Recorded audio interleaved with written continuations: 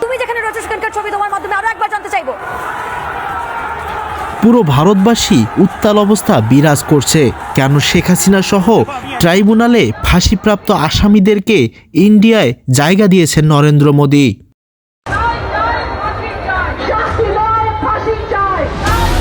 এবার নরেন্দ্র মোদীর ওপর ফুঁপে উঠেছেন ভারতীয় নাগরিকরা।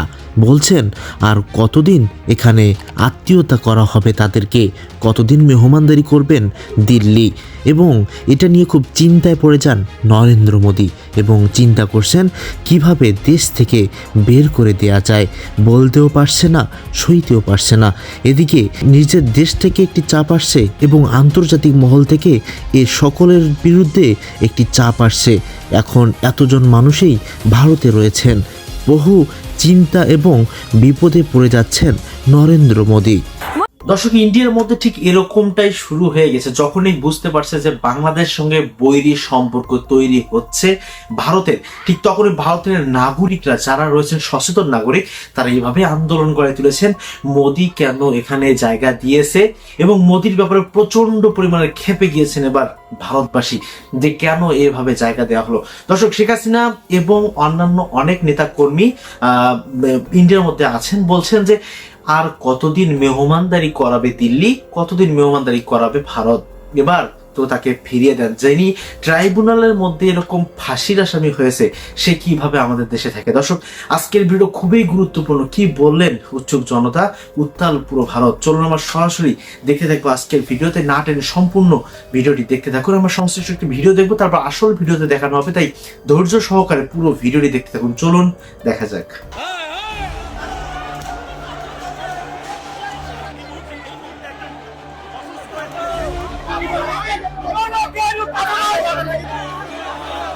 ইউনিসেফ দালালি বাংলার মাটিতে চলবে না, কলকাতার মাটিতে ইউনিসেফ দালালি চলবে না। এখান থেকে বেরোন, আউট, গেট আউট।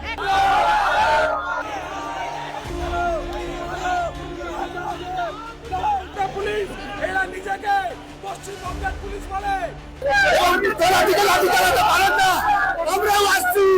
যারা এখানে আমাদের এখানকার মুসলিমরা আছে, যারা বাংলাদেশি মুসলিমরা, তাদেরকে আমরা ফাইনাল ওয়ার্নিং দিচ্ছি, এখান থেকে বেরিয়ে যান। কলকাতা পুলিশ ইউনুসকে সমর্থন করছে, মমতা পুলিশ ইউনুসকে সমর্থন করছে। মারতে মারতে নিয়ে এসছে ৭৪ বছর বয়সের বিগত না পশ্চিমবঙ্গ, বুঝতে পারছি না বাংলাদেশ আমার ভূখণ্ডে আমি থাকতে পারবো না। সাধু সন্তদের গায়ে লাঠিচার্জ করা হয়েছে।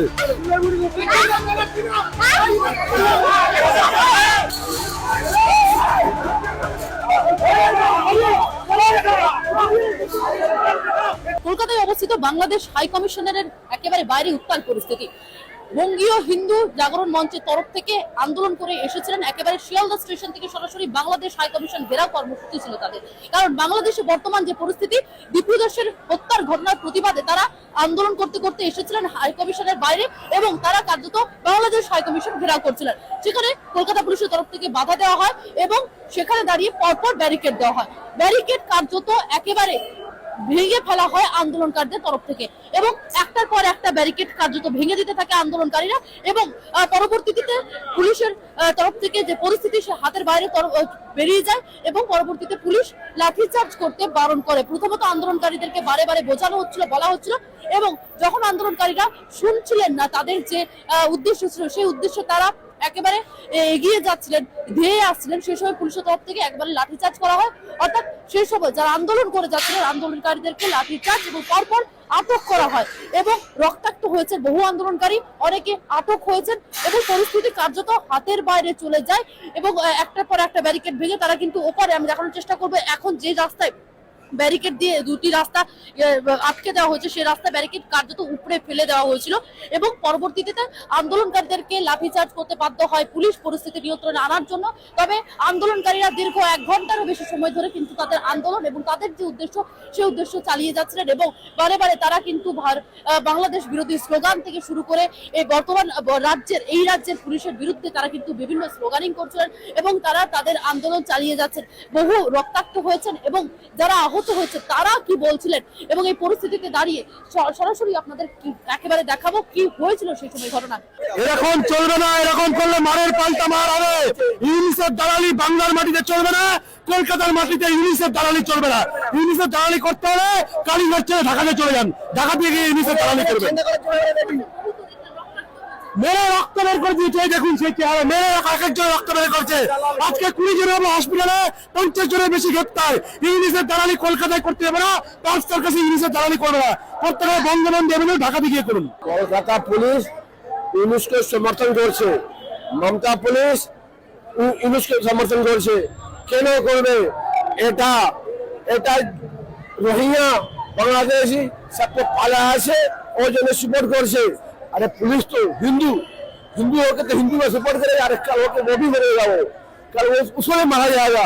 वो साथ आना चाहिए। आपने देखना चाहिए किस तरह हिंदुओं को बांग्लादेश में उल्टा लटका के जिंदा जाচ্ছে কেন যাবে? अरे भारत में तो मुसलमान नहीं, ओके उल्टा করে যাচ্ছে। बार बार लाचार আছে হিন্দু ওখানে, ওকে লটকায় মারছে। আরে মজবুরে কেউ মারবে?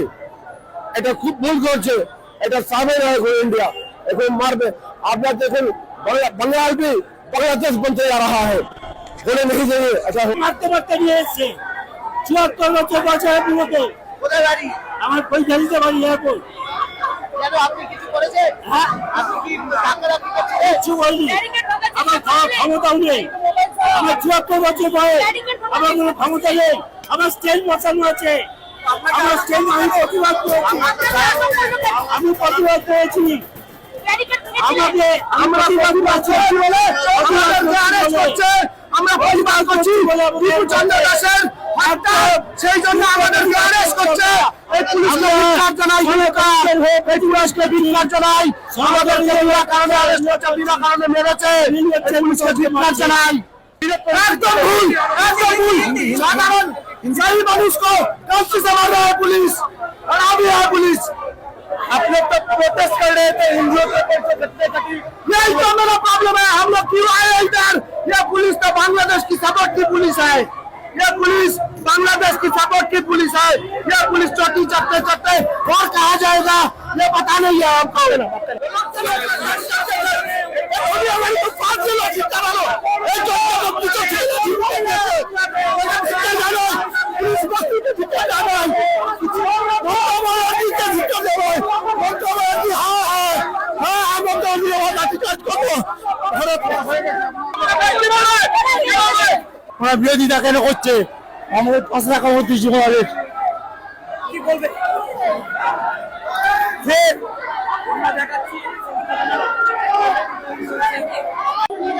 এইখানে দেখুন মহিলাদের মারা হচ্ছে, ছেলেদের মারা হচ্ছে, সাধু সন্তদের মারা হচ্ছে।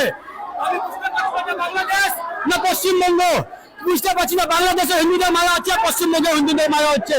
কি পরিস্থিতি হয়ে গেছে আমরা বুঝতে পারছি না আজকে এখানে। হ্যালো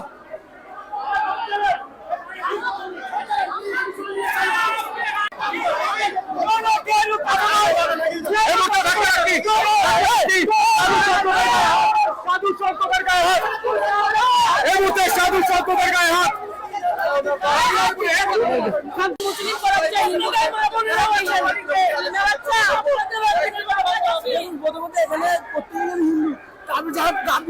যারা আমরা মারছে তারাও হিন্দু, কিন্তু চাই না কেন এদের কিসের দরদ যে মুসলিমদের উপর এত দরদ পাচ্ছে?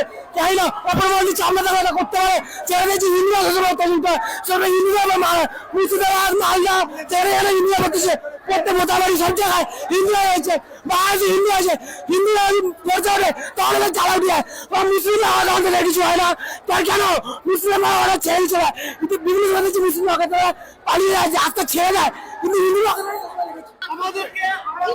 পুলিশের যে আচরণ, পুলিশের যে আচরণ তাতে কি দাবি মানে পরবর্তী জেনারেশন শিখবে এটা দিয়ে।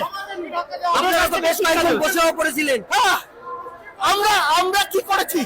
আমরা আমার ভারত ভূখণ্ডের মধ্যে রয়েছি, আমরা বাংলাদেশ ভূখণ্ডে ঢুকিনি।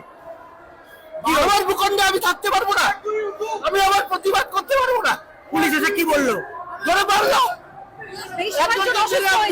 অজ্ঞান করে দিয়েছে।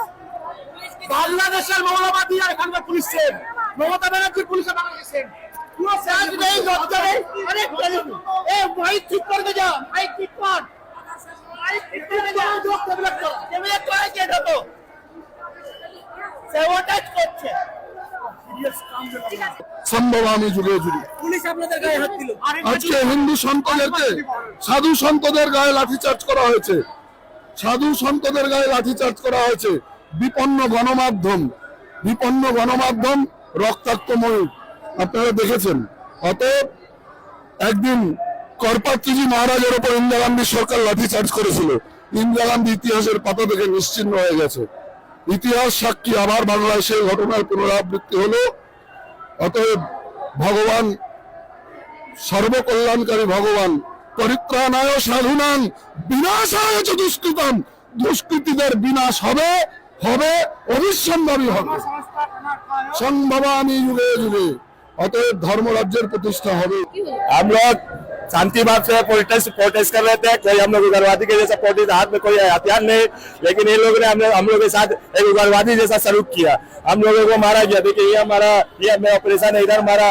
हम लोग एक हिंदू भाई का ये हो गया, हिंदू लोग ने एकता करके हिंदू मुस्लिम प्रोटेस्ट दिखाना इन लोगों को कितना ही। आप देखते जब गजा में आते कुछ होता है तो ये लाखों लाख मुस्लिम ये आते हैं, लेकिन ममता की पुलिस कुछ नहीं करती है। ये दुर्नीति क्यों? जब मुसलमान गजा के लिए निकलते हैं तो लाठी चार्ज नहीं होता, लेकिन हिंदू भाई निकल रहे अपने भाई के प्रोटेस्ट के लिए, अपने भाई निंदा करने के लिए लाठी चार्ज क्यों? और ये दुर्नीति क्यों ममता कर ली है? ये ममता से ये जाति ग्रुप के हाथ कठपुतली बनी हुई है, और कुछ नहीं है। आप लोग देखो किस तरह বাংলাদেশি সাপোর্ট করছে। আরে ভাই কেন সাপোর্ট করবে?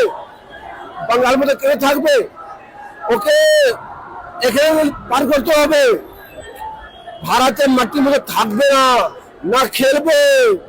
শাহরুখ খানকে আমি বলে দিচ্ছি আপনার একে সরিয়ে দাও। যেরকম মোদীজি যেরকম পাকিস্তানে ব্যান করেছে, পাকিস্তানকে বাংলাদেশে ব্যান করতে হবে এবং শেষ করতে হবে। সাক্ষাৎ করলাম, সৌজন্যমূলক সাক্ষাৎ, এবং আমাদের যে শংসাপত্র আমরা যে লাল বাবা এনআরএসে ভর্তি, আমরা মহামান্য হাই কমিশনারের সঙ্গে দেখা করলাম। তিনি আমাদের আশ্বস্ত করলেন। আমরা দাবি রাখলাম যে বাংলাদেশে সংখ্যালঘু কমিশন অবিলম্বে হোক, এবং যে মেজরিটি স্ট্রেংথ দেখিয়ে মব লিঞ্চিং হচ্ছে হিন্দুদের, সেটা অবিলম্বে হিন্দু নিধন যজ্ঞ বন্ধ হোক, এবং আগামীতে একটা শান্তির বাতাবরণ তৈরি হোক।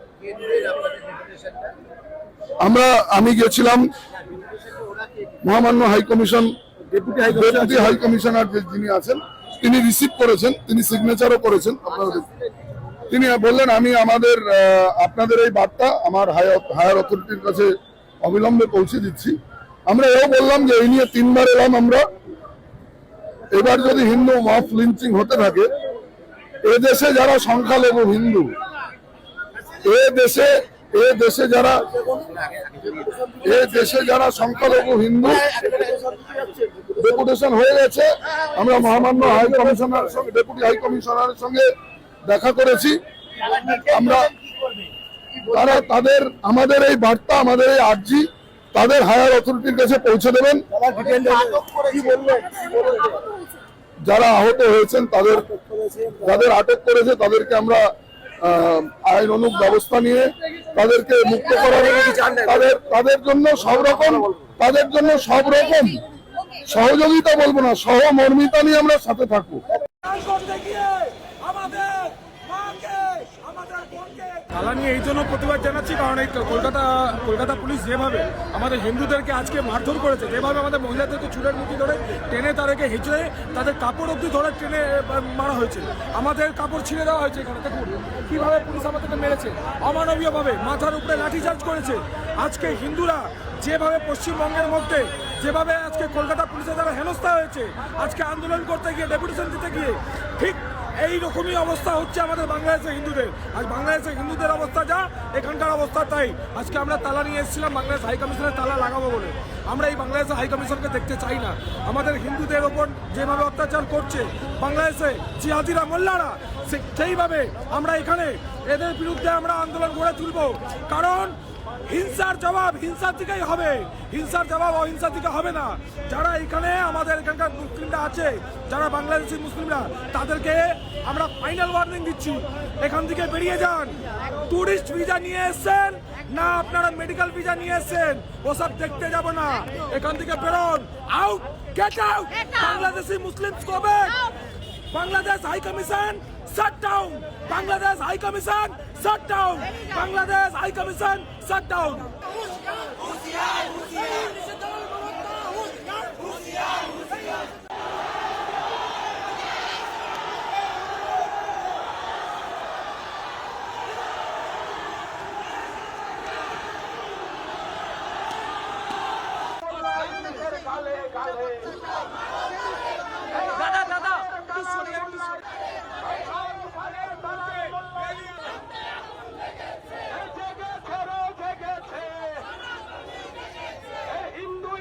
হিন্দুর ভাই দুইটি কুসুম কবিতায়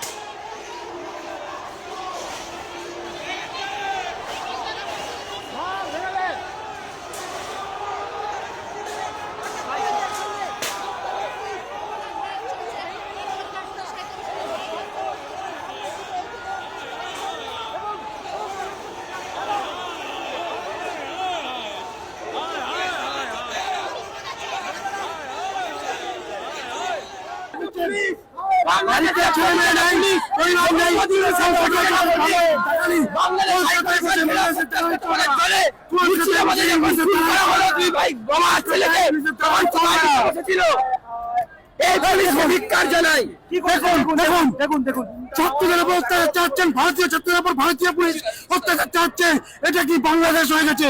অত্যাচার করতে গেলে ঢাকা থেকে কোন ঢাকায় যান, কেন কলকাতায় করবেন? কেন কলকাতার ছাত্রদের উপর অত্যাচার করবেন? এটা কি বাংলাদেশ? আপনার বাড়িতে পরিবার নেই? আপনাদের বাড়িতে পরিবার নেই? ব্যারিকেড নিয়ে ওরা ঝামেলা, আমি দাঁড়িয়েছিলাম, হঠাৎ করে পুলিশ লাঠিচার্জ করা শুরু করলো, একজন পুলিশ ধাক্কা দেওয়া শুরু করলো, তারপর হঠাৎ লাঠিচার্জ করতে শুরু করলো, তারপর এই অবস্থা। এবং সারা গায়ে মেরেছে, হ্যাঁ পায়ে তো মেরেইছে, উপরে এটা দর্শক, তবে একদল ডক্টর ইউনূসের বিরুদ্ধে কেন লাগছেন? দর্শক, রিসেন্টলি জানেন যে একজন হিন্দুত্ববাদ, যিনি হিন্দু ধর্মের অনুসরণকারী, তাকে হত্যা করার পর ভারতের কিছু সংখ্যক অধিবাসী যারা এভাবেই উত্তাল হয়েছে। দর্শক, এই ব্যাপারগুলো নিয়ে আপনাদেরকে মন্তব্য, আসলে কি ডক্টর ইউনূসের এখানে কোনো রকম হাত ছিল? এখানে তো কোনো গভর্নমেন্ট বডির কোনো হাতই ছিল না। তবে এদিকে শোনা যাচ্ছে যে ভারত এখন খুব ভালো একটা সম্পর্ক তৈরি করতে চায় বাংলাদেশের সঙ্গে, ডক্টর ইউনূসের সঙ্গে। কিন্তু হঠাৎ কেন? তার মানে কি ফিরিয়ে দেওয়ার আভাস পাচ্ছে বাংলাদেশ শেখ হাসিনাকে? দর্শক, এই ব্যাপারগুলো আপনাদের মন্তব্য সেটা আমাদের কমেন্ট বক্সে জানাতে থাকুন, এবং আপনাদের মন্তব্য যা এই রাজনৈতিক প্রেক্ষাপট অনুযায়ী এবং এই বিষয়ের উপর ভিত্তি করে আপনাদের যা যা যেটা মনে হয় সেটা আমাদের কমেন্ট বক্সে জানাতে পারেন। আজকের ভিডিও এই পর্যন্তই। পরবর্তী এরকম ধামাকা আপডেট পাওয়ার জন্য এই চ্যানেলটিকে সাবস্ক্রাইব করে বন্ধু হয়ে পাশে থাকুন। আল্লাহ হাফেজ।